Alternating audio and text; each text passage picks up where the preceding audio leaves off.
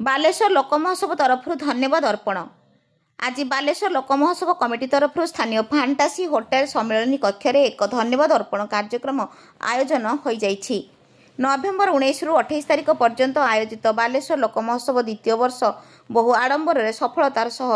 ଆୟୋଜିତ ହୋଇଥିବାରୁ କମିଟି ତରଫରୁ ସାମ୍ବାଦିକ ବନ୍ଧୁମାନଙ୍କୁ ଧନ୍ୟବାଦ ଦେବା ସହ ବାଲେଶ୍ୱର ଜିଲ୍ଲା ପ୍ରଶାସନ, ବିଶେଷ ଭାବେ ପୋଲିସ ପ୍ରଶାସନ, ସମସ୍ତ ଦୂରଦୂରାନ୍ତରୁ ଆସିଥିବା ଷ୍ଟଲ୍, ସମସ୍ତ ସହଯୋଗରେ ହାତ ବଢ଼ାଇଥିବା ସଂସ୍ଥା ଏବଂ ବିଶେଷ ଭାବେ ବାଲେଶ୍ୱରବାସୀଙ୍କୁ ଯେଉଁମାନେ ସହଯୋଗ ପାଇଁ ଆଜି ବାଲେଶ୍ୱର ଲୋକ ମହୋତ୍ସବ ଦ୍ୱିତୀୟ ବର୍ଷର ଶୀର୍ଷରେ ପହଞ୍ଚିଛି ଏବଂ ବହୁତ ବ୍ୟକ୍ତିବିଶେଷ ନେତୃବୃନ୍ଦ ଯେଉଁମାନଙ୍କ ଏକାନ୍ତ ସହଯୋଗ 2 ବର୍ଷ ହେବ ଲୋକ ମହୋତ୍ସବ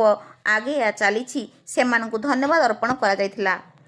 ଏହି କାର୍ଯ୍ୟକ୍ରମକୁ ସଭାପତି ଅସିତ କୁମାର ଦାସ ପରିଚାଳନା କରିଥିବା ବେଳେ ଅଧ୍ୟକ୍ଷ ବିଶ୍ୱଜିତ ପରମାଣିକ, ଉପଦେଷ୍ଟା ବିପ୍ଳବ ମହାନ୍ତି, ଶାନ୍ତନୁ ଦାସ, ଗୌରାଙ୍ଗ ଦାସ, ଭାଗବତ ସାହୁ, ଉପାଧ୍ୟକ୍ଷ ଜିତେନ୍ଦ୍ର ଦାସ, ଶ୍ରୀମନ୍ତ ମାଝୀ, ବିକାଶ ପାଢ଼ୀ, କାର୍ଯ୍ୟକାରୀ ସଭାପତି ଶ୍ରୀମାନ ଶ୍ରୀଚନ୍ଦନ, ସାଧାରଣ ସମ୍ପାଦକ ସଞ୍ଜୟ ସାମନ୍ତ,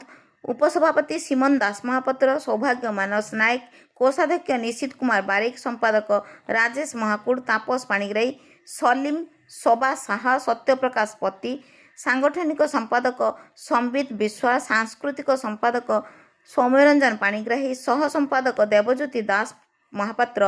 ହୃତିକ ନାୟକ, କାର୍ଯ୍ୟକାରୀ ସଦସ୍ୟ ଜୟରାମ ଦାସ, ସୌମ୍ୟରଞ୍ଜନ ଯାଦବ, ଜିତେନ୍ଦ୍ର ମହାଳିକ, ମନୋରଞ୍ଜନ ନନ୍ଦୀ, ଯୋଗେଶ୍ୱର ଭଞ୍ଜ, ଉପେନ୍ଦ୍ର ବେହେରା, ଅଜୟ ପ୍ରଧାନ, ସମରେଶ ସାମଲ, ଜୟନ୍ତ ସେଠୀ, ଜଗନ୍ନାଥ ପାଣିଗ୍ରାହୀ, ଅନୁପମ ମିଶ୍ର, ସୁଶୀଲ ପଣ୍ଡା, ଲମ୍ବୋଧର ବେହେରା, ନିତ୍ୟାନନ୍ଦ ସେଠୀ, ଗୌତମ ପ୍ରଧାନ, ଅଜୟ ନାୟକ, ସିଦ୍ଧାର୍ଥ ପଣ୍ଡା,